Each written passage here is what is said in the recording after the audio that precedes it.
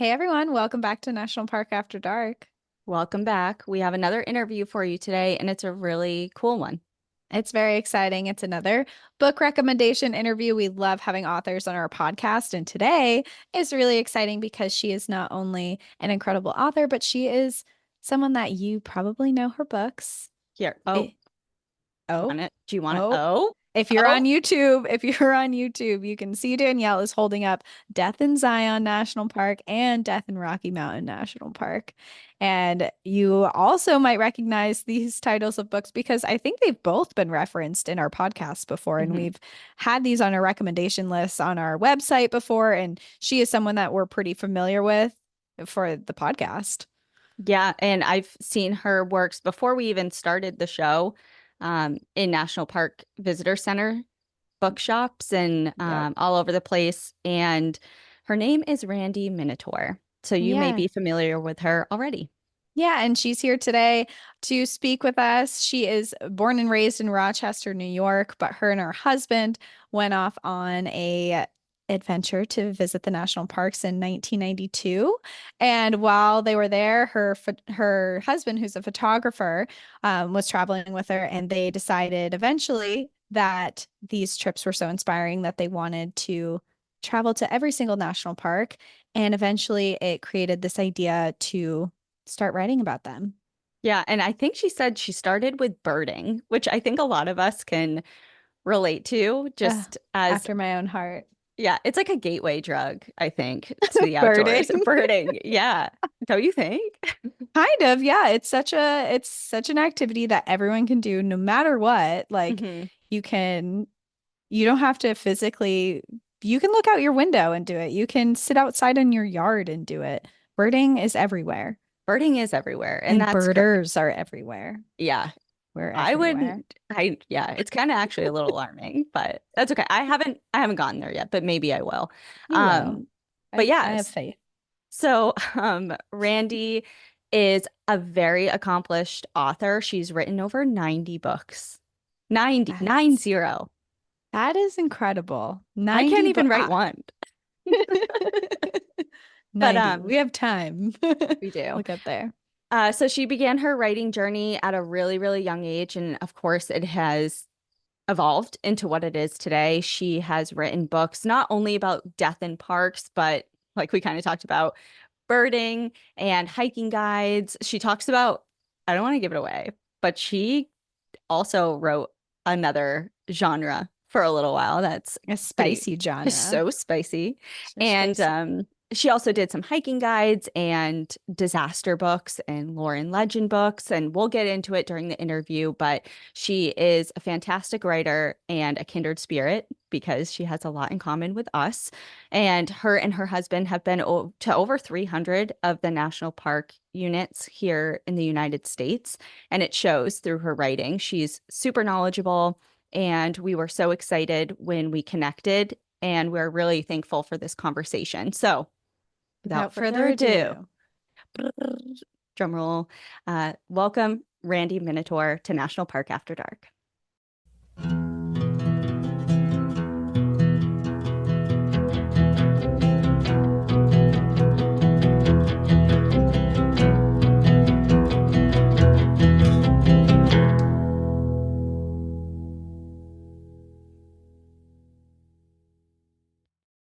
Thank you, Randy, so much for being with us here on National Park After Dark. It's such a cool moment for us. Oh, and for me to actually talk to you both, this is terrific. Thank you so much for getting in touch. When I saw your name on the email on our email, it's like I immediately screenshotted it to Cassie. I'm like, look who Yeah. wants to talk to us because I have a bunch of your books. Oh, look at this. Yeah, Oh, I have a bunch and we just absolutely love them. And obviously, they've served as a big inspiration for our show. So thank you so much for oh, being here. and thank you so much for your support. I was telling Cassie earlier that every time you mention me on the air, I get a little bump in my in my book sales. So I get the after dark bump. Like, oh, they must be talking about me again. So so Like some that's people great. hear buzzing in their ears and you get notifications of your books being bought and read. Right. Exactly. It's amazing. Yeah, I mentioned a little bit earlier before we hopped on the call, but I have a few on my bookshelf too. You can't see from here, but one of them in particular, I was taking an avalanche course in the Mount Washington area, and we were talking all about tragedies and rescues and things that can go wrong when you're outside. And part of the meeting spot was in the one of the visitor centers that was there, and they had a big book section, and right there, like front and center, was your book Death in Mount Washington. And I just grabbed it. It was staring at me, I swear. The whole time I was there, I was like, I have to get that one. And so now I have it on my bookshelf.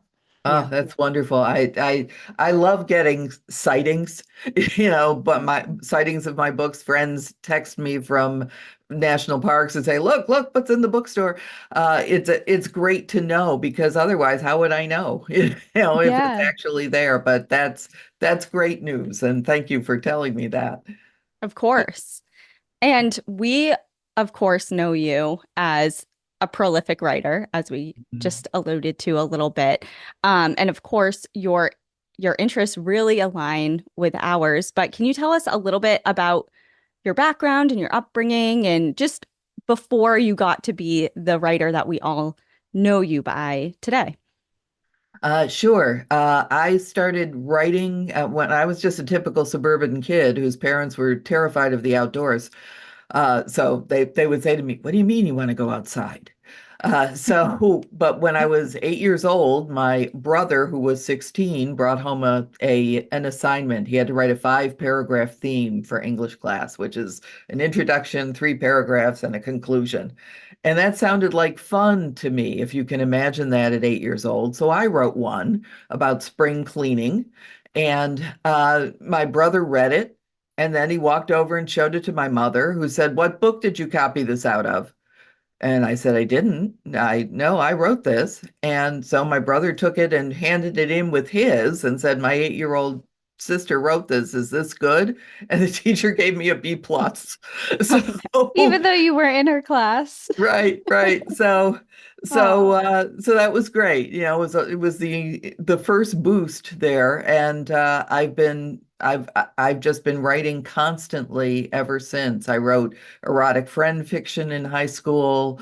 I wrote an entire stage crew version of Jesus Christ Superstar that starred me, of course, as the martyr. All kinds of crazy things like that. And when I was 19, I sold my first story.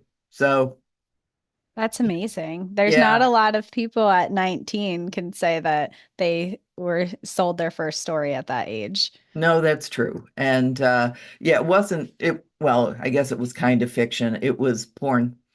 I Yeah, mean, I ran that out of sells. money in still college. writing. Yeah, I ran out of money in college, and a TA said to me, "I can hook you up." And I wrote 2 pieces. I got a lot of money, and Hey, I it's was a off big to the Sex races. genre. sells, honey. Right, It sure exactly. does. Couldn't do it now, but boy, I could do it then. So, so that was the beginning. Yeah, I and love that. after that, it was really more like journalism. Right. It kind of went Right. straight after that.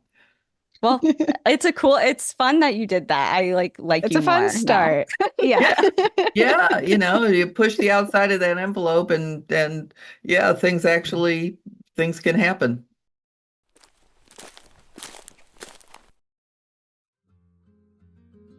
This episode is brought to you by IQ Bar.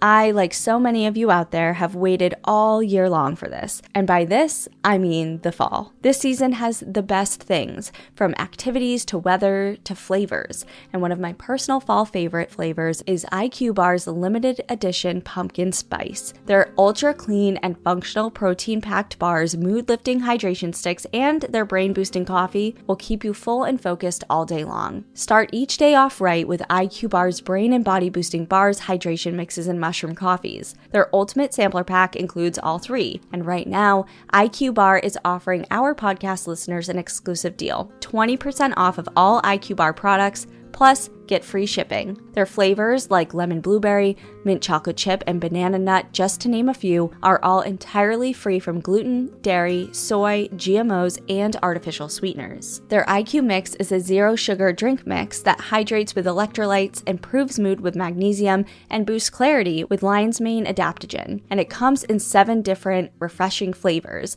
like passion fruit, pina colada, and their limited edition raspberry lemonade. And okay, drumroll please, my favorite, IQ Joe, which is a jitter-free instant coffee packed with 200 milligrams of natural caffeine and brain and productivity boosting ingredients like magnesium and lion's mane, mushroom, and adaptogen. It comes in 4 different delicious flavors, plus their limited edition pumpkin spice. And right now, IQ Bar is offering our special podcast listeners 20% off of all IQ Bar products. Plus, get free shipping. To get your 20% off, just text PARK to 64,000. Text PARK to 64,000. That's PARK to 64,000. Message and data rates may apply. See terms for details.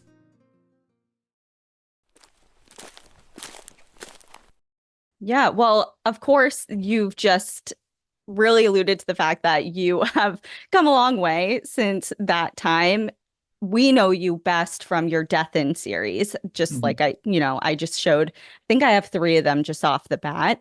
And in your biography, you said that a trip in the 1990s, early 90s, really changed your life, and it looks like that reflected in your writing. So can you tell us a little bit about that? Sure. When we got married, my husband and I, we delayed our honeymoon for a couple of years till we could afford it. And our honeymoon was to fly to Minneapolis, rent a car, and drive out west to Yellowstone and Mount Rushmore and the Badlands and do Grand Teton, do all that whole loop that people do. And I fell head over heels in love with the national parks.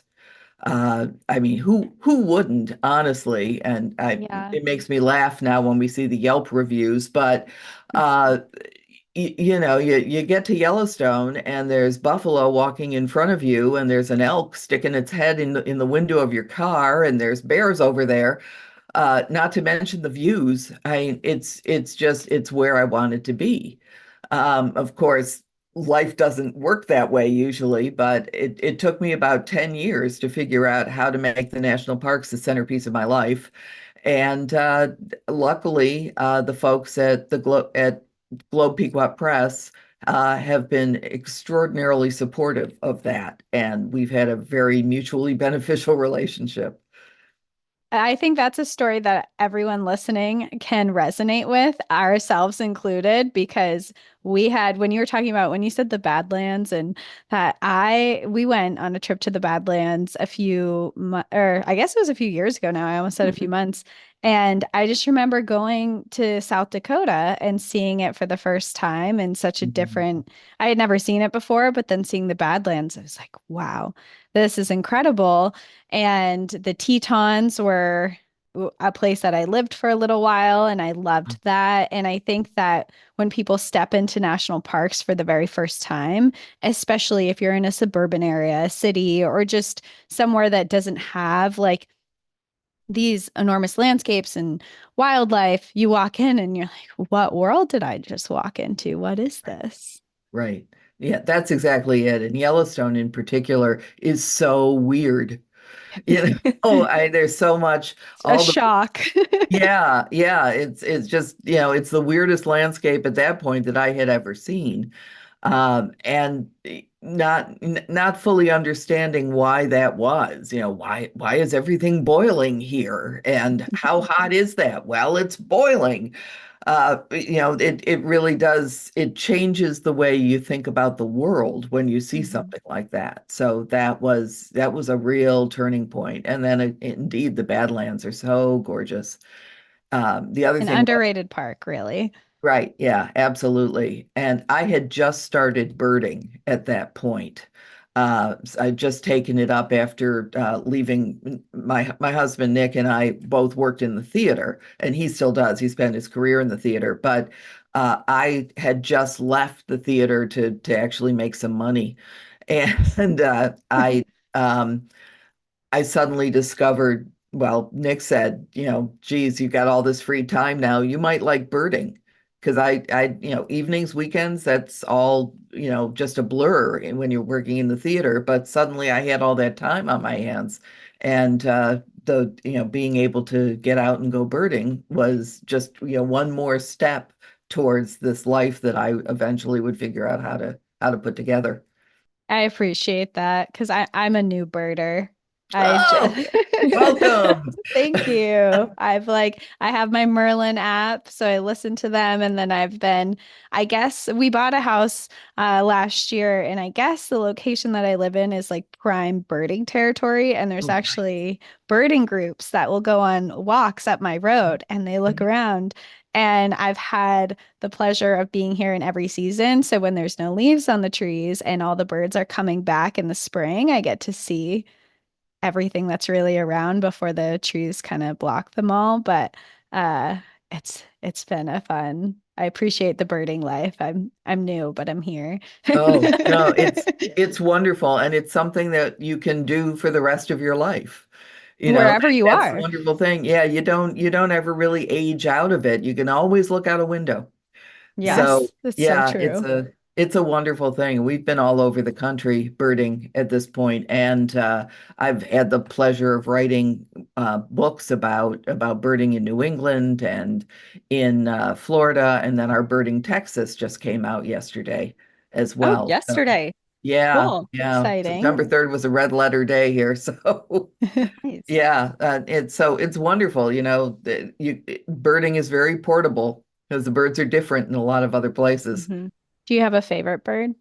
Oh, I couldn't possibly cedar waxwing. Okay. Okay. Everyone Yeah, has I a favorite mean, bird. I'm like, what do you mean? right, like, oh no, how could you choose one bird? I mean, they're spectacular, but I love a cedar waxwing. I mean, they're a beautiful bird, and they have this crazy thing they do in the winter where they wait for the berries to ferment on the trees, and then they eat them and they spend the whole winter drunk. They're little winos. They figured Yeah. it out. Yeah. Yeah, so that's it. They're living their best life out there, and it's Smart. a gorgeous little bird, and they live in big flocks, and they're just a lot of fun. Well, I think that a lot of people can relate to the birding life because, like Cassie said, she's new, but as soon as she kind of announced that, people came out of the woodwork, our Right. birding audience. But I do have to say that I don't know if everyone can relate to having that experience of going to the national parks, your first national park loop, having this world open up to you. You have this birding opportunity or hobby, and then you decide to write about people dying in national parks. Like, Right. how did Right. that How did um that how did translate? that happen? Well, that for that I have to thank my agent, Regina Ryan. She and I went to Book Expo back when they had Book Expo in 2015, I think it was. And sat down with some of my editors at Globe Pequot and some of the editors I hadn't met yet. And they had just decided because the National Park Centennial was coming up the following year, they were the publishers of Death in Yellowstone, which is the gold standard for the Death in the Parks books. And they'd never done another one, and Yeah. they suddenly thought, maybe this is a thing we should expand. So, and my agent, God bless her, Regina just got right in there and said, well, Randy will do that. And so they assigned me Death and Glacier National Park. That was the first one for me. And it kind of opened a big door because even just at Glacier at that point, 264 people had died in Glacier National Park Wow. of things they shouldn't have died of normally since the park had been founded. So there was just this wealth of information. There are, people who disappeared and were never found, and people falling off of things, and avalanches, and people falling into cracks in glaciers and freezing to death in 3 hours. All this wild stuff, and the bears. Hmm. Of So course, the bears. the bears. So it was just a wealth of information, and it really opened my eyes to what was possible. The wonderful thing is that book took off. It, came out at exactly the right time, right at the Park Centennial, and it drew quite an audience and a lot of national interest. So when I went back and said, "How about Zion?" They said, "Yes, let's do more of these." And now there are seven of these books that I've written, and there are several others, of course, with other publishers and so on. Hmm.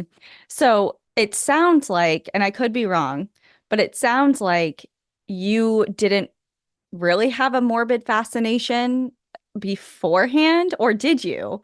And this just kind of opened the door wider to that. Yeah, I did not. Okay.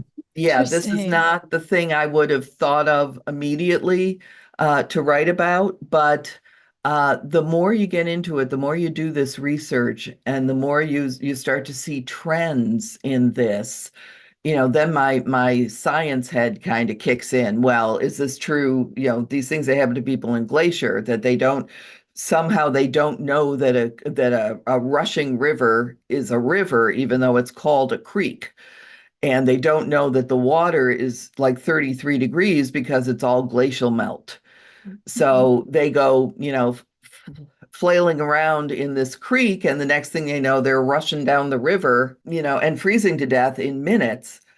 This is the kind of thing that's like, gee, does this happen in other places? Do people not truly not understand what they're getting themselves into? And you find over and over that no, they don't.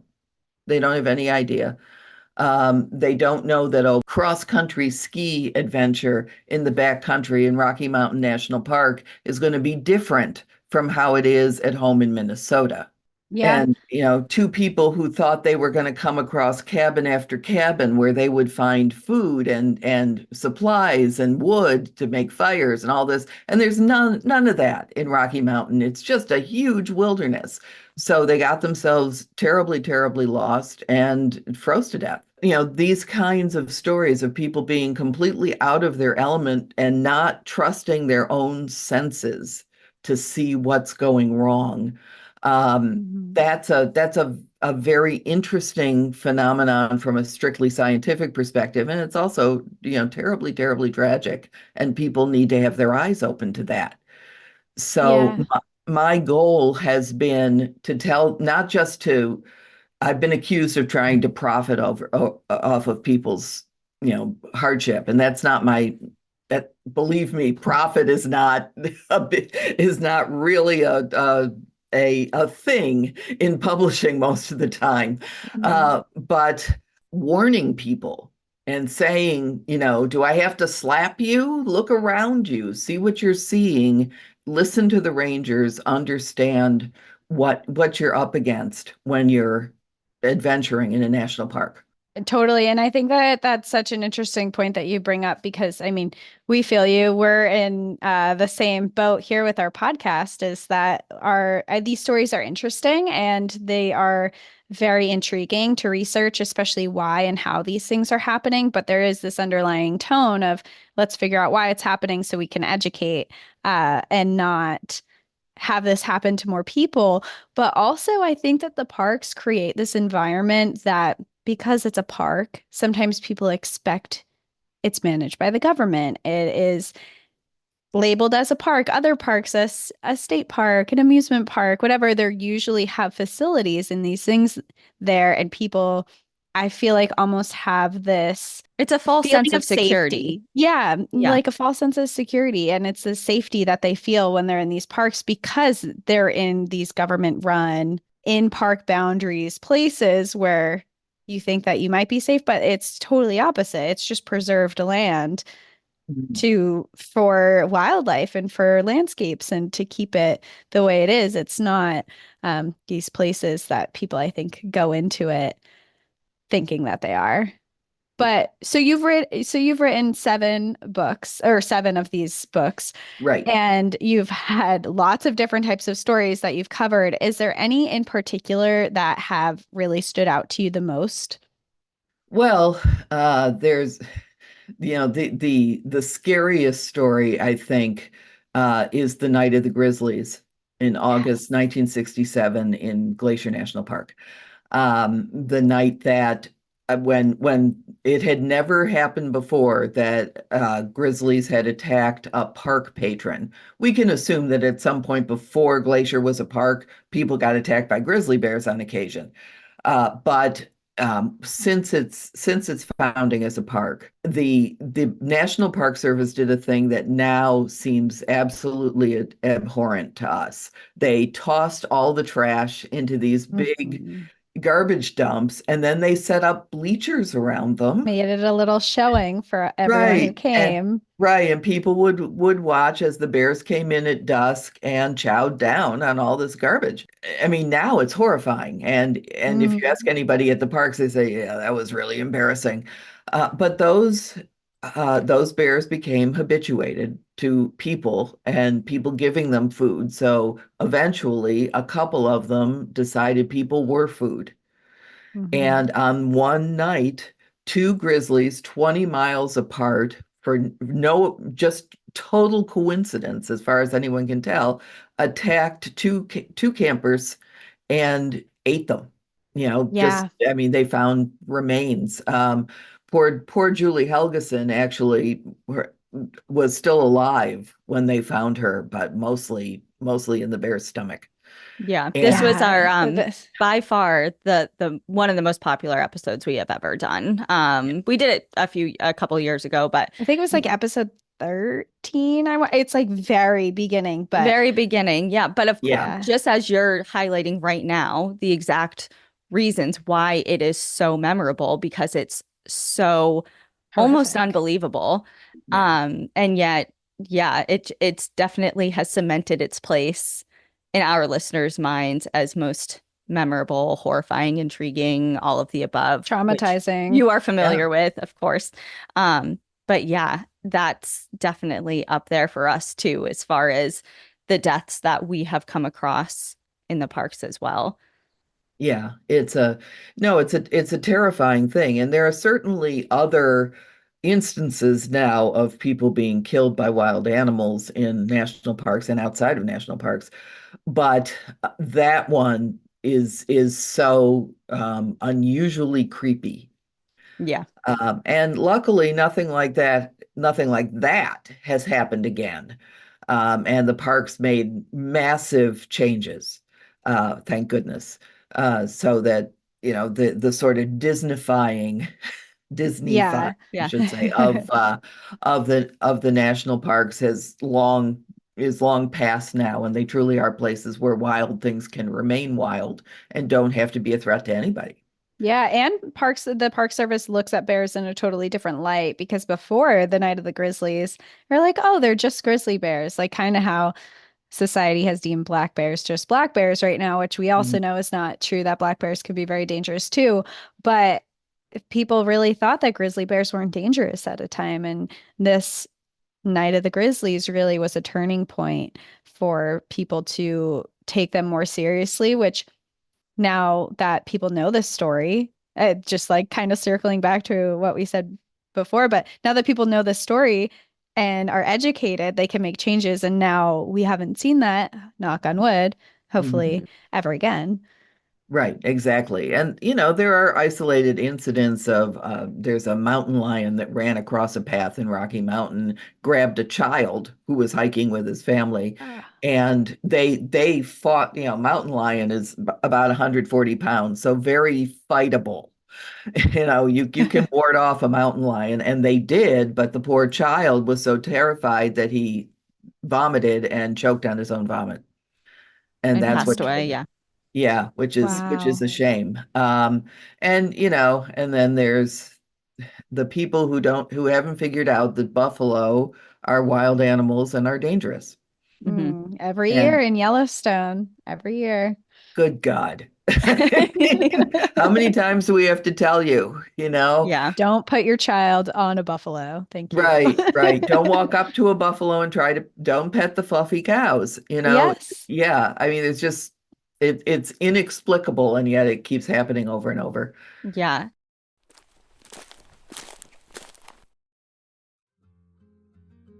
Figuring out my wardrobe has always kind of been a challenge, but especially shifting that wardrobe between seasons, like from summer to fall, is a big hurdle. But luckily, Quince offers timeless and high quality items that I actually adore, ensuring my wardrobe stays fresh and I don't blow my budget on some high price ticket items.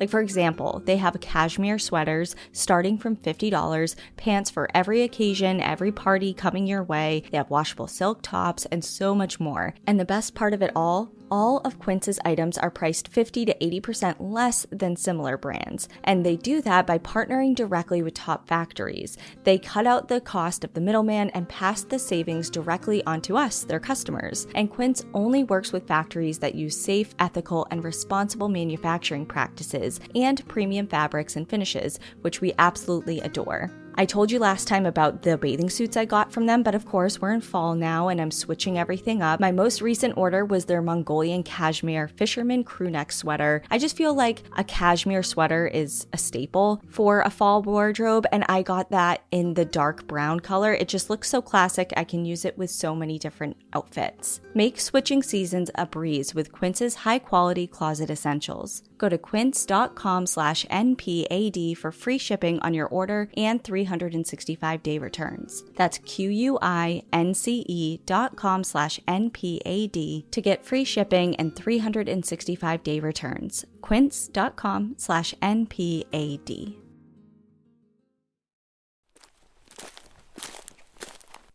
I have to ask about kind of diverting a little bit about your writing process, because of course there's a ton of research that goes into every book, and it reads not as, it's not listicle. You emphasize, you go into a lot of these stories, and also, I mean, you can't go into, like you said, 264 deaths in a single book. So which stories do you choose to highlight versus not? Where do you get your information, etc.? I'm just really, really intrigued by your process. Sure. I discovered that most newspapers are now online, that their Mhm. entire archives are online and very searchable, through newspapers.com and newspaperarchive.com. So some of the parks want nothing to do with me. So they don't, even if they have a list of deaths, they won't share it.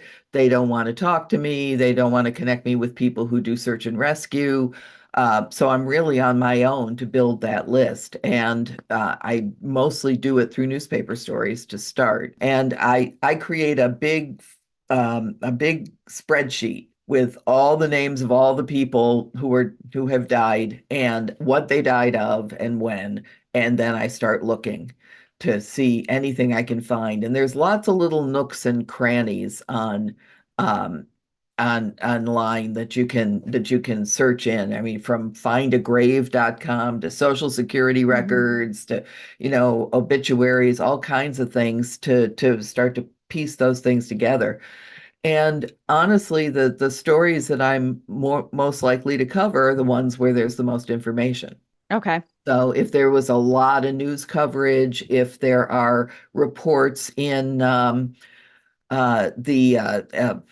mountain accidents database, Mhm. or the airline database, the plane crash databases that are out there. If I can, put those things together, then they make a better story. And those are the stories I'm going to tell, the ones where there's really something to say. There are, unfortunately, some stories out there that are probably very, very interesting, but nobody made any record of them. Right. Sometimes I use the Freedom of Information Act. That was particularly helpful in Zion, where the park didn't even return my emails telling them I was writing this book, but they do carry it in their bookstores. So That's I so right? interesting. yeah, isn't that interesting? So if I Yeah. ever get to do a second edition, I think I'll get more support from them. But yeah, the main thing is trying to find when I did Death in the Everglades, Florida has this wonderful thing called the Sunshine Act, where if you make a request for information, they have to respond to you within 3 weeks. So Oh, that was very helpful in putting together stories about old crimes and murders, and because the Everglades are really, really murdery. So, Yeah. so there's a ton of stuff down there. So, being able to contact police departments and say, I want this file and have it actually show up, that's a great thing when you're covering Florida Man and his many exploits. Yeah, Yes. I have that book. And what I loved, one thing I loved about the beginning of it was you opened it up and you said, this isn't going to be a story about all of these misadventures in the park. What the Everglades have are a lot of murder. Yeah. And then you go into a lot of crimes and things that have happened there. And you said that a lot of the national parks have not been very supportive of you in your writings. Why do you think that? Have they ever responded? Have they ever said why? Well, a couple of them dismiss me as I don't have time for this. Okay. Mhm. Which may well be, there are a lot of different kinds of communications officers out there, and Mhm. some of them want to be involved in this, and some of them just have too much on their plates. But when I contacted Acadia National Park, the PR director there said, okay, you're an American citizen. You have a right to this information. How can I help you? And I worked with her and the chief ranger there. And honestly, there's not a lot of death in Acadia, but I had really good coverage of what there was. I mean, they just opened their files to me, which was Wow. wonderful. That's must Um, be so helpful. yes, Glacier gave me their list and said, via con Figure it out. Dios, have Yeah. fun. Yeah. Zion never responded. Everglades never responded. Baxter State Park up in Maine, um, clearly they just didn't have the staff to deal with my request for information. So I actually went up to Millinocket and sat in there in one newspaper's dusty attic and went through page after page of physical newspapers to find Wow. Wow. what I needed there. Also, the library in Bangor, Maine was also extremely helpful. And I also spent an afternoon going through their all of their microfiche. Yeah. So yeah, it's a very interesting process. And what I really have been surprised at is how people don't want to talk to me. I mean, not just the park staff, that I get, Hmm. but the people who have been involved in accidents where somebody died generally have not been interested in talking to me, except a couple up in Katahdin area. That one in particular, a woman named Carol Newland, who camped out with her new husband, one night, and they camped under a tree in a big campground. And there was an electrical storm overnight, and they were struck by lightning, and he was killed, and she was scarred for life. She has huge scars down the side of her body. And I read Wow. about that and thought, gee, I wonder, could she still exist somewhere? Could she still be alive? And I found her. She's a psychiatrist in northern Colorado. And she was more than happy to talk with me. And when I was out there working on Death on Rocky Mountain the next year, we got together and had lunch. Oh, So wow. so yeah, she's a very interesting woman and very forthcoming about what had happened. So yeah, some people want to talk, some people just never want to think about it again, and I get that. Yeah, I can Yeah. understand the mixed, especially coming from people who are directly involved Yes, in incidents like that. Totally understandable having that, you know, everyone's different type of thing about wanting to share their experiences. But it's right. just really interesting to hear the feedback you've gotten from the parks directly, because it's like if they don't want to talk to you, I can't imagine how they feel about us. But But hey, we find that people hearing about these things garners more interest in wanting to visit the parks. That's been mhm, our experience. So, hey, if they don't want to talk to you, then so be it. But I think there's a missed opportunity there because clearly your books are really successful and there is an interest in this subject. So, right. you know. And I imagine that your books are also giving them some income by sitting in their stores too. Oh, So That is there true. is absolutely. There is they're that. also profiting off of it as well. I will say though, I feel like I when we've been you mentioned like Danielle how the Park Service would feel about us, but we've definitely been in parks and I've met rangers who have been super nice. Well, we've And had so parks reach out to us too. yeah, Oh, and we've that's had great. parks reach out to Yeah. us too. So I feel like there might be some people within, and I get it, it's a tough subject, especially. I mean, I imagine if you're telling a death story that's on someone's watch who you're trying to contact, they're like, Hmm. no, I don't want to be like a part of that. But then I Right. also think that there's a lot of people that are probably very interested and maybe just are not the people that you're in contact with. But it or would be the person to contact, like they're just Hmm. not part of that role. But it's very interesting that they haven't been supportive when then you hear or see that your books are in their shop. It's like, Yeah. hey, now you That's know who I interesting. am. Yeah. Well, Yeah. exactly. Exactly. And I have even, in pitching a new park, I have even said, the other parks find this very profitable. Yeah. So, you might actually benefit from this. So it's a very fine line that you Mm. walk with this. But I have talking about people who how they respond to, okay, you've read this, now do you want to go see this park? Every once in a while I'll hit somebody who says, "Oh, I read your book and I'll never, never go to Rocky Mountain." Like, Like, no, that's not the you're point. Yeah. right, you're totally missing it. Don't underpack and go climb a 14,000-foot peak. Mhm. That's Right. when I'm telling you. I'm not Like, telling take you the the park. lessons in these stories. Right, exactly, exactly. I'm not telling you that the park is scary or dangerous because they aren't. Unless you really do some foolish things or make some terrible mistakes. Yeah, Hmm. there's risk mitigation that can be done on these adventures, and learning from other people's mistakes is a great way to prepare yourself if you want to go into these locations and Exactly. it doesn't necessarily mean you have to be afraid, just prepared. Yeah. Yes. And how do you choose the parks that you want to cover?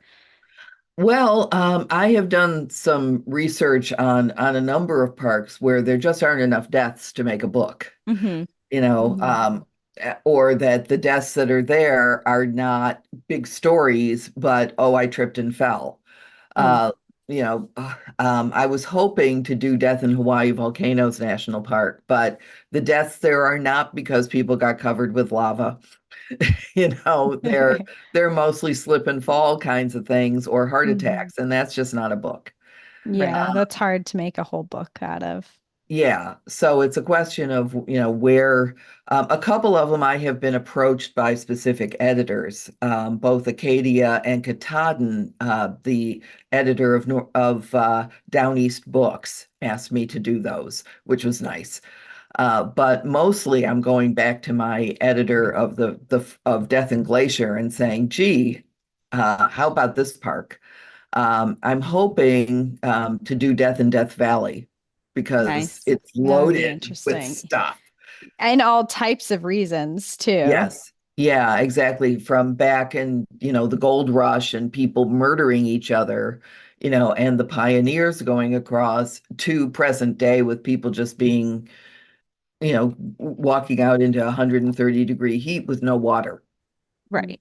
Yeah. It Right. kind of runs the gamut there as far as information and material. So, well, we'll look out for it. Yeah, I Yeah, hope for so. sure. We'll have our eyes out for it. So, with all these stories that you write and potentially another death book, you have like accidents, plane crashes, animal encounters, missing persons. Is there a certain topic that you find that you enjoy researching and writing about the most, or are they all Oh, they're equal? all really interesting. Mhm. Plane crashes are really fascinating. Particularly Death in the Everglades was loaded with plane crashes, Mhm. and not just the little, not a twin engine Cessna, a whole jet airliner filled with hundreds of people. Yeah. They're terrible tragedies, especially when they're the result of somebody doing something just impossibly stupid. And there's one in particular that's quite famous that actually put the airline, which is not coming to my head right at the moment, put the airline, I think it was AirTran, put them out of business because the people who were loading cargo, aside from luggage, but other kinds of industrial cargo, put a bunch of oxygen, the oxygen thing that drops down Hmm. on the yeah they those each have a little oxygen tank on them. And they put a bunch of those on the plane that were supposed to be empty and they weren't. And they were supposed to be essentially deactivated so they wouldn't spark to start the oxygen flowing. And they weren't, and they blew up. This sounds very familiar, and I think I researched it. Oh, probably. And I yeah, think I think you did it years. on Patreon like years ago because you Please did keep two talking because I forget. you But did two that, in the Everglades. One was they were singing Christmas carols waiting to be yes, rescued. yes, but yes, that that wasn't one's this one. lovely.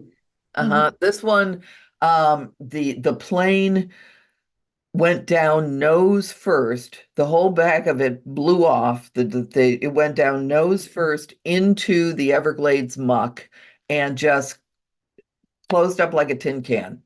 So This it is was the one where there's a memorial for them, right? yeah. Yes. Yes. Okay, And yes. Yeah. yeah, there were Coming no back. bodies.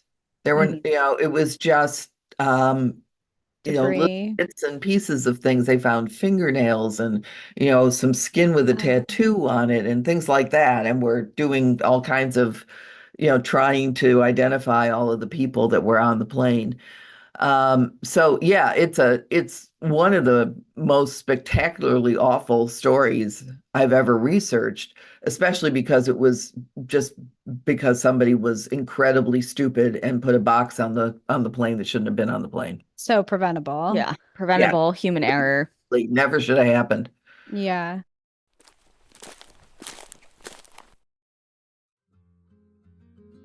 If you're like me, you are always on the hunt for products that genuinely improve your life or make life easier. And if that is you, this is for you because I'm going to let you in on one of those products right now, and that's Lumi's acidified deodorant wipes. Lumi creates whole body deodorant that's safe to use anywhere on your body, along with other products like body wash and cleansing bars, which have the added bonus of 72-hour odor control and sweat control. Lumi sent me a whole bunch of their products to try, and I really enjoyed them all, but these wipes are my favorite. As soon as I realized I could just slip them neatly into the side of my pack for mid-trail wipe downs, that was it. They won me right over. I'm always traveling, so this on-the-go, travel-friendly 24-hour odor control sidekick is just the best, no matter when or where I have to use it. I love this product and you will too. If you're ready to make the upgrade to Lumi, new customers get 15% off of all Lumi products with our exclusive code and link. Use code NPAD at lumideodorant.com. That's LUMEDEODORANT.com. And like I said, I have tried all their products in a bunch of their different scents.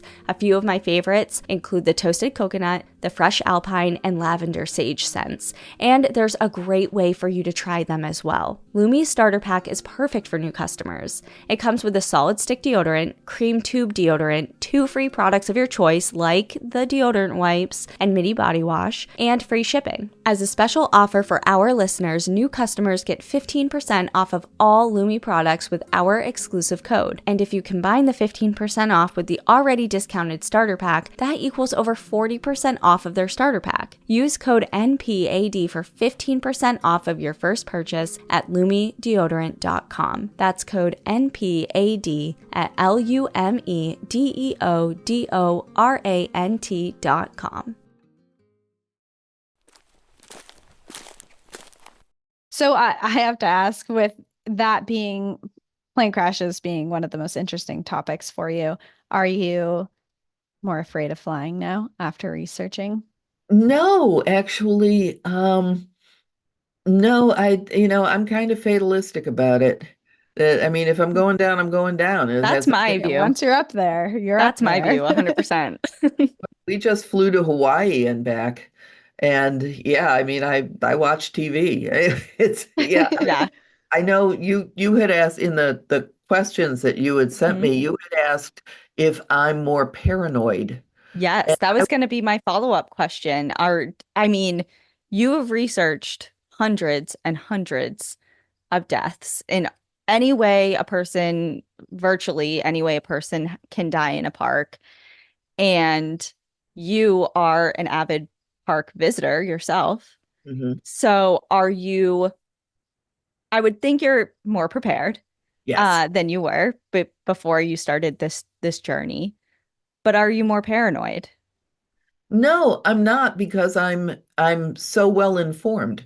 Mm. I know exactly what not to do. And sometimes I can see myself doing the thing I should not do. When, Like, wait a second. yeah, yeah, the ranger just said don't go there. Why am I going there? I mean, I'll see the bird another day. Hmm. So Fair. there are things like that, but no, I know to stay behind guardrails. I know that I personally cannot climb a 14er. That's just not going to happen. I carry the 10 essentials when I hike, so I'm completely prepared for whatever's going to happen. That doesn't mean we haven't done some foolish things. Nick and I did a hike in 2008, 2009, before I started working on these books, in Big Bend National Park, where we wanted to see the Colima warbler.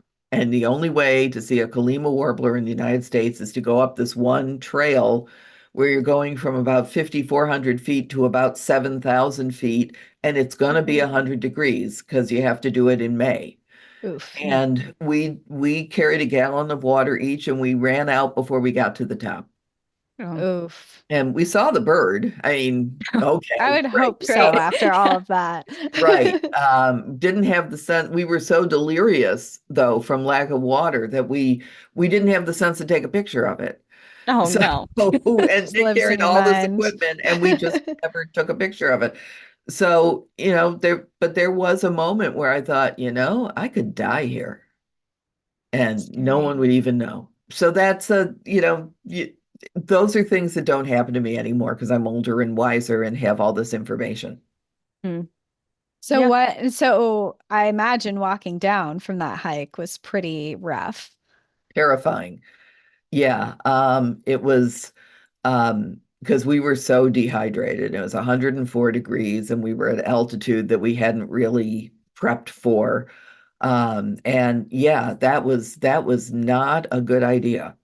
I had a moment where I thought, okay, well, if Nick goes down, because I'm strong, but if my husband goes down, I will I will get my GPS coordinates off of the phone and I will text that back to somebody, in Rochester, New York, and tell them to call the police.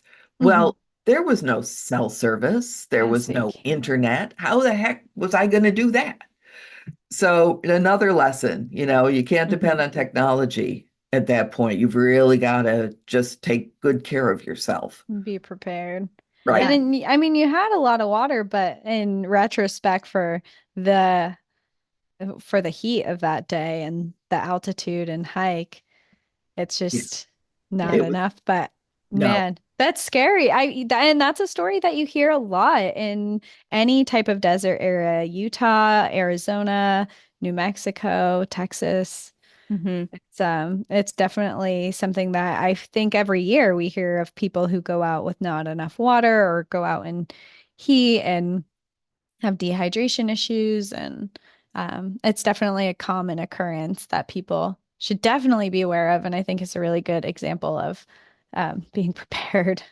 Well, yeah, and you don't realize it doesn't take days to become dehydrated. It takes Mhm. a couple of hours. Yeah. Hmm. That's the thing I did not understand until I was standing there in the heat with no shelter, thinking, holy cow, how did I get myself here? Yeah. Well, speaking of being prepared, that's a part of your book series that is so great is you speak a lot about being prepared and you have sections dedicated to saying point blank, hey, I don't want to include you in another edition of this book. Right. So here is how to best be prepared when you're visiting these places and how to best avoid getting into circumstances where some people did not come out alive from. So that I think is really the key part of when a lot of people hear not only about the subject of your book or the subject of our podcast, a knee-jerk reaction could be, like you kind of mentioned a little bit ago, about, are you profiting off of this? This is like clickbaity, you're profiting off of this, somebody's tragedy. And that's not the point. Like you said, you're missing it. You're missing the entire point. The entire part of what I'm doing is trying to best prepare other people. So I think that that is just, I mean, you say it many times throughout the book. You say in the beginning, the end, it's sprinkled in throughout each book, and it's tailored to each park because, of course, every park is different and different circumstances require a different set of, things you have to do. And dehydration definitely is something that can happen anywhere, but Southwest is where that's probably going to be at the most. And where do you think the lack of preparedness that people have going into the parks is something that we've seen throughout most of the history of the US national parks. Do Mhm. you think that is getting better or worse? Well, national park visitation is at the highest it's ever been. I got a news release the other day that it now represents $55 billion of visitor spend throughout the national park system, which is incredible. That part of it is great. But the more people are in the parks, the more there are people who really don't understand what they've entered. Mhm. And if I can get across to them even a little bit, that you have to take precautions, and you are responsible for taking care of yourself. We hear stories about people who get tired on a hike and call and expect the rangers to come send a helicopter to pick them up. Oh no. Things like that. You see the people who think that there's a better photo of Yosemite Falls from the middle of the creek at the top of the falls. And so they wade out there and boom, they go over the falls, and you think, how much around you does, I mean, how much peril do you have to put yourself in before you realize that's what you've done? Hmm. Right. And And there's that, only so much signage that the right, parks can put up. There's only so much instruction. And even if there's a sign right in front of you, how many times have you seen someone completely ignore it, disregard it, and do what they want either way? And I right. think that a big part, that's just a point of contention throughout, I think, the whole park system, and it has been for years, because I believe it was in, like you said, the gold standard of the death books, Lee H. Whittlesey's Death in Yellowstone.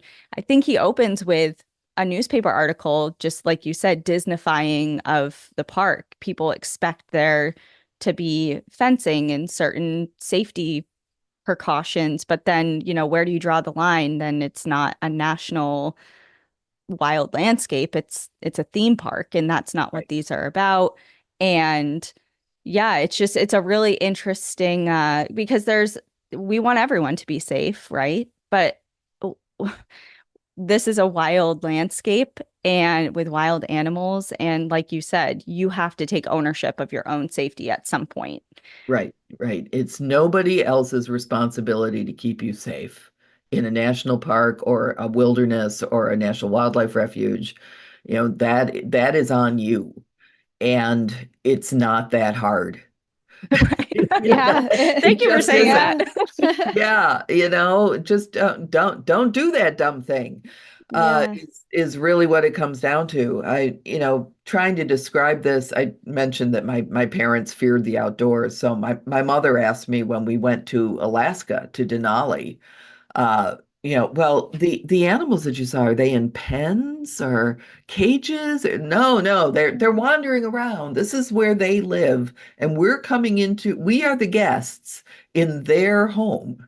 And Hmm. that I'm working on a book now called The Bear at the Bird Feeder, which is about living in harmony with animals that are coming into urban areas and essentially living in our backyards. I love And how that. we can be safe, one, and how we can keep them safe as well. So there's that, that same theme running through it is don't do stupid things. Don't, go outside with 10 pounds of hot dogs and feed them to bobcats. Right. Yeah. It's just these things are not that hard to do. No, there's so many things that are really avoidable that, like you said, just prepare. Don't sleep with food in your tent. Right, Don't.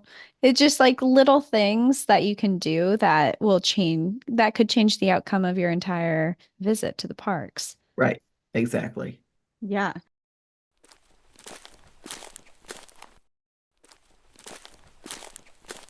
I do think it is also important to mention for things like there's, of course, these stupid things that are so avoidable, but there's also this other thing of that if you are comfortable in the outdoors, if you are someone who follows everything and you know what to do, it's still possible. It could happen to anyone if you're not prepared and to not go into especially backcountry places with this confidence of that nothing can happen and to always be prepared. Tell people where you are, know where you're going, have maps, have some type of satellite radio if you're going to be gone. Let people know when you're coming back. There's just things like there are things in the outdoors that could happen to anyone, no matter your experience level, no matter how many times you've been to the same place that you've been, and to just do like some type of risk mitigation. Do everything you can to make sure that things will not go wrong, but expect that they could potentially. That's exactly it. I think of, I mean, there are things that absolutely could not be helped, could not be foreseen. Rocky Mountain National Park has whole areas where being struck by literally a bolt from the blue, a Yes, bolt love. of lightning when there's no clouds. Yeah, how do you prepare for that? I mean, that's the kind of thing you really can't prepare for. There's one poor guy at the top of Long's Peak who made it to the top and celebrated, flung his arms out and here I am. And a 60-mile-an-hour gust of wind grabbed him and threw him right off Oh the my peak. gosh. Yikes. Yeah, I mean, just a terrible moment, Yeah, Hmm. it was That such a good moment turned right. bad in 1 second. Right, exactly. I mean, there are things like that you really you just can't help. There's the rock falling, and you go through a fallen rock zone, and an actual rock falls and crushes your car. Okay, I'll give you those. But walking out into the wilderness in a t-shirt and jeans to climb a 14,000 foot peak with no food with you, you have to expect that's what you're going to get. Yeah, That Hmm. you're that's no not coming back thanks. from that. And you Yeah. you know it walking out. Having a ranger say to you, don't go today. This is not a good day. We're going to have flash floods later this afternoon. You shouldn't go scale that canyon. Yeah, and to Don't go listen to canyon. the people around you that know maybe more than you do that are giving you these warnings and these heads up about stuff. Right. And then also admitting to your own weaknesses. Mm. Yeah. I'm Knowing your own abilities. right. Which brings us to Angel's Landing, which I'm Oh, sure you yes. have talked about before. Hmm. Yeah, the scariest place in Zion National Park, where you're going across a fin of stone about 6 feet wide with a 2,000 foot drop on either side. If you're prone to vertigo, as I am, if you're scared of heights, don't do this. Yeah. I mean, it's that simple. Okay, that's one thing you won't do. Yeah. There's I, nothing yeah. wrong with saying not for me. I mean, No, that's what I absolutely not. did. I was there with a friend, and while she continued through the change section and to the end, I sat my butt on Scout's Landing and Mhm. I waited because Mhm. I'm a confident hiker, but I am not confident around heights. and I drew the line. Yeah. Could I have done it? Probably. I would have been really uncomfortable. And I think because of being so on edge, I would have been prone to making silly mistakes just because I'm so nervous. Right. So yeah, I had a great time. I watched the condors, talked to a Hmm. ranger, made some friends. Yeah. Yeah, and just No knowing need to go. yeah, not pushing yourself for the sake of credibility with your friends or that perfect Instagram picture or whatever the hell, people's motivations are. There's something to be said about pushing yourself and getting outside of your comfort zone, but we all know where that line is when that kind of challenge becomes too risky.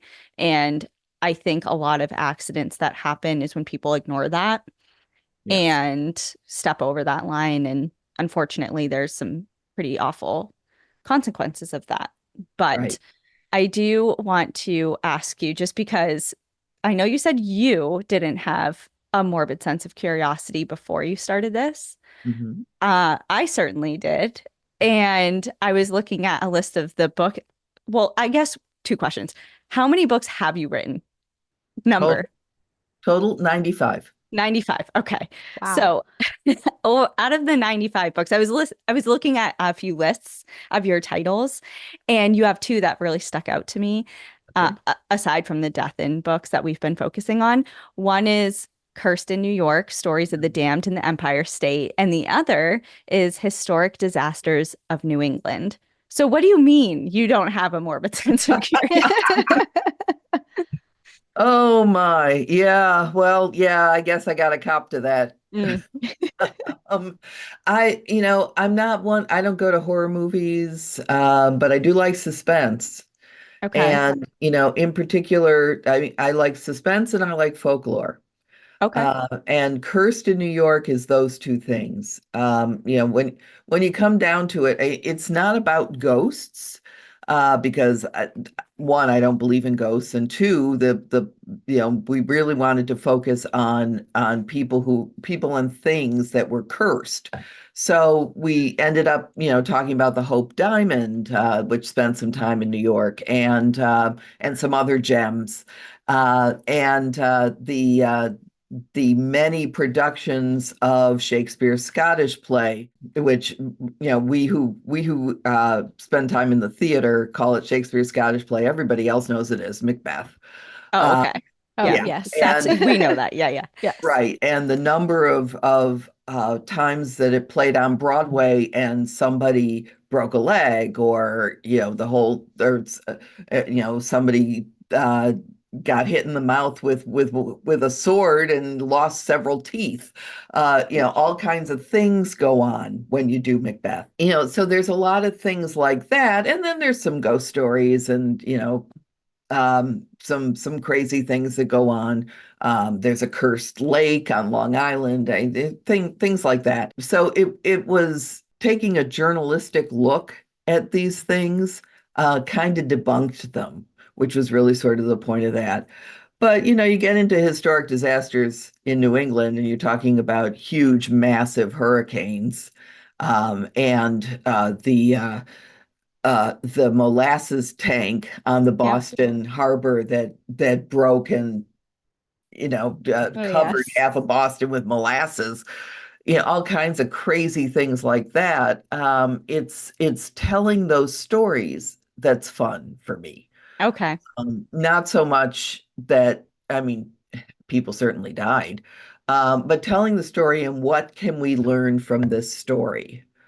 How did this go so terribly wrong? So those are the things that I tend to look for when I work on books like those. And that's clear. I mean, that's the foundation of all of the books. It seems like at least the ones we've been focusing on. I know you just said you had a birding book come out yesterday, so maybe Yes. not that. But it's interesting that you're approaching it from that point of view. I think it's a lot more relatable Mhm. to a wider audience because we have found a big interest from, we have a lot of people who don't even like the outdoors. They'll categorize themselves as indoorsy, which is great.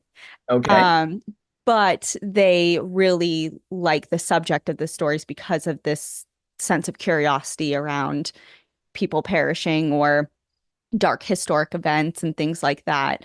But to come at it from a different perspective of, what happened here, what went wrong, what have we learned? Have we grown? Have we changed anything?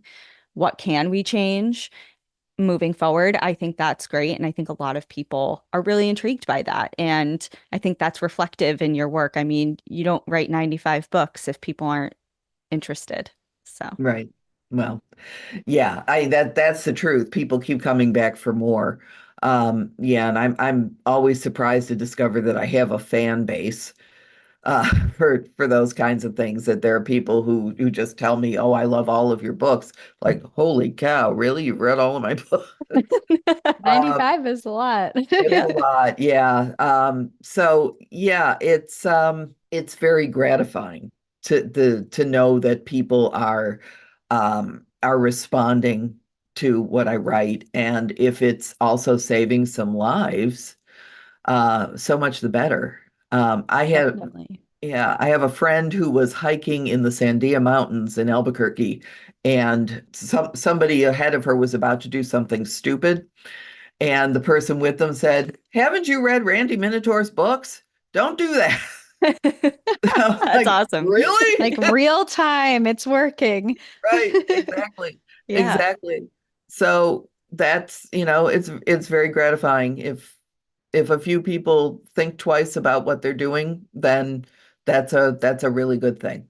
Yeah, Well, yeah. absolutely. Your next book that you mentioned really briefly, The Bear at the Bird Feeder.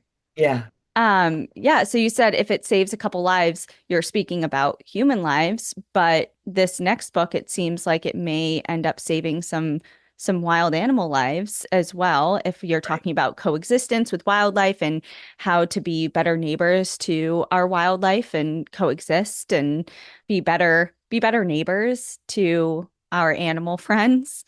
Is that what we should look out for you coming next, or Yes, that's the next that will be out, I think, about this time next year. okay. Well, Yeah, and yeah, I'm researching that now and learning a lot about people doing, people luring animals into their yards that I'm hoping to discourage, because a habituated animal is one that has to be destroyed, and that's just not fair. If no. you're luring it in, why should the animal suffer the penalty? So don't do that is what I'm hoping to get across. Um, so yeah, and that's a book about, bears and mountain lions and bobcats and deer, of course, and then down to squirrels, Wow. and all the things in the squirrel family, chipmunks, groundhogs, all those little animals, and how you can maybe discourage them from plundering your bird feeders. So, Mhm. because All that's good information to have and real life problems, like daily problems that people have too. right, exactly. Yep. And well, this time next year, we'll put it in our calendar because I will be so excited to talk to you about that. Human wildlife coexistence is something that I have been fascinated with forever. Oh, wow. Mostly because, kind of like you said, hey, just don't, like, knock it off. Don't Yeah. do that. And it seems like so obvious Mhm. of, hey, don't do this because then this will happen and that will result in something worse happening down the line.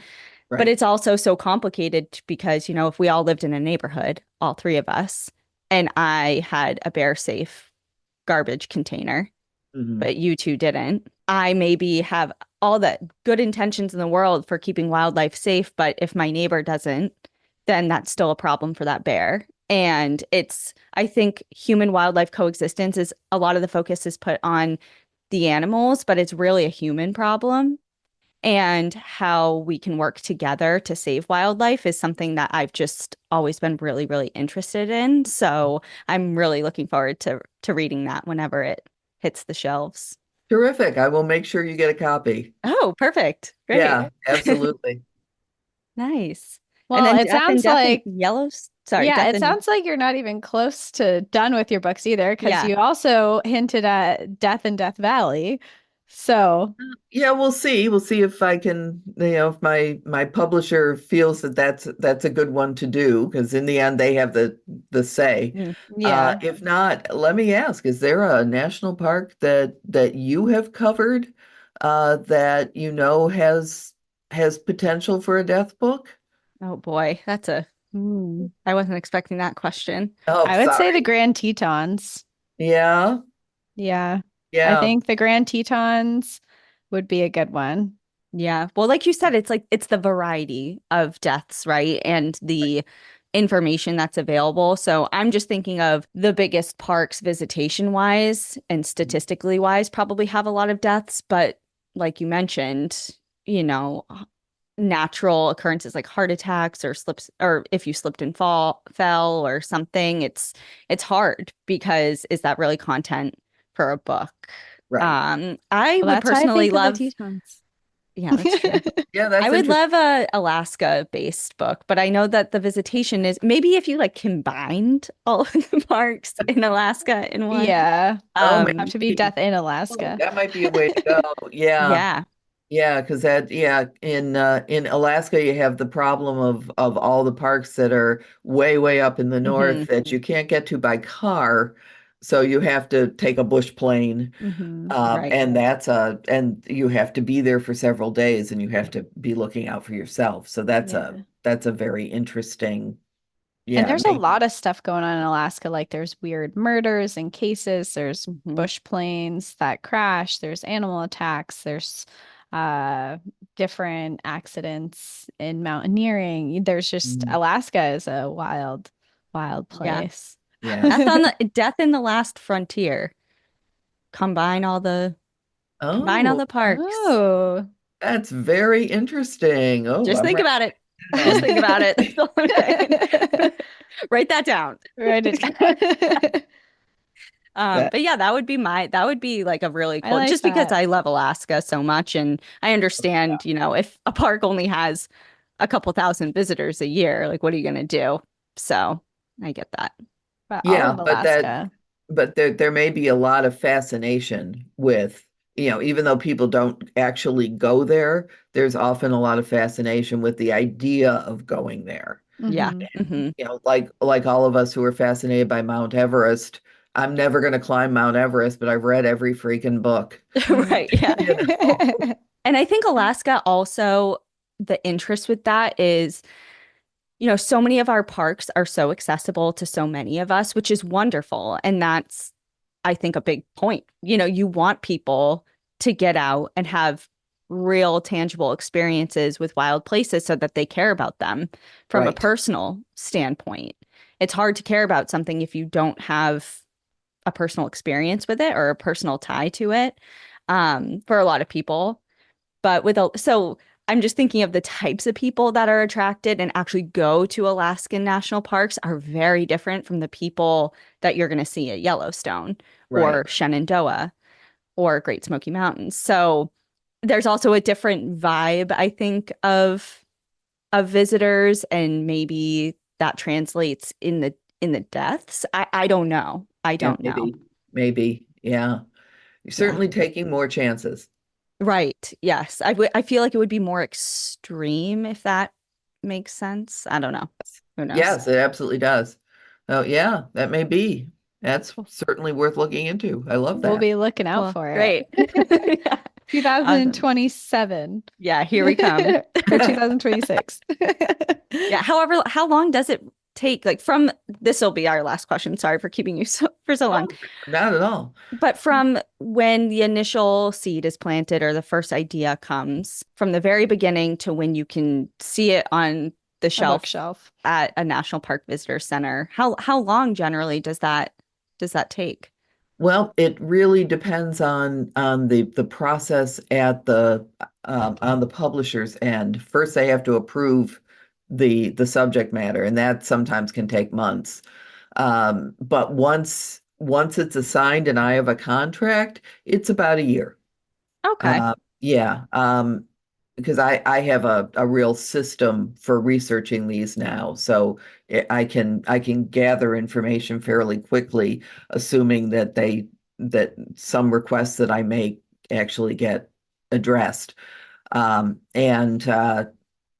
then the writing for me is I write very fast. It's one of the reasons I've been successful at this. Yeah, So you've had a lot of practice since you were 8 or yes, whatever. yes, yes, I have.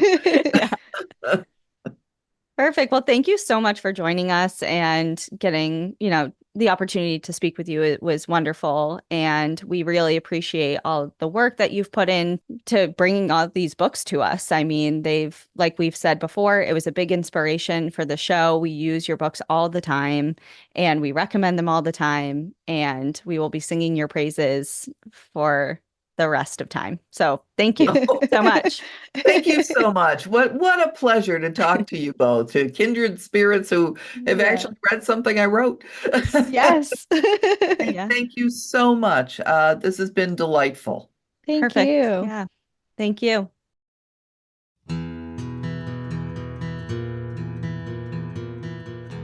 Thank you so much for joining us again this week. If you have a trail tale or story suggestion, send us an email at stories@npadpodcast.com. Follow us on Instagram and Facebook at National Park After Dark and on Twitter at NPAD Podcast. Join our Outsiders Only community on Patreon or Apple subscriptions to listen ad-free, unlock monthly bonus episodes, and exclusive content. And remember, when you support our sponsors, you are supporting our show. For our exclusive discount codes and source information from today's episode, check out the show notes. For more information on our show, our book recommendations, merch updates, and more, visit our website at npadpodcast.com. And please rate, review, and subscribe from wherever you listen to podcasts.